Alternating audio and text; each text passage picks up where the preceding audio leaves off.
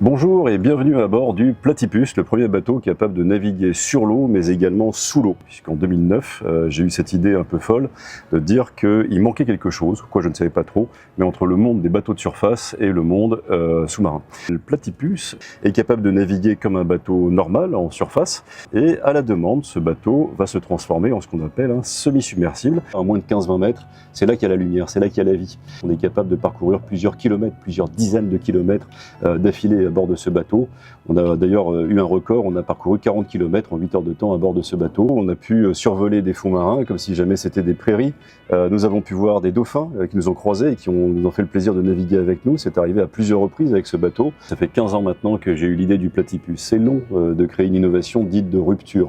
Ça n'est pas évident parce que quand on fait une innovation technologique comme celle-ci, il faut que ça fonctionne en termes de R&D, donc technologiquement. Il faut que la réalisation fonctionne. Déjà un bateau ça tombe en panne, mais un bateau prototype qui va sous l'eau encore plus.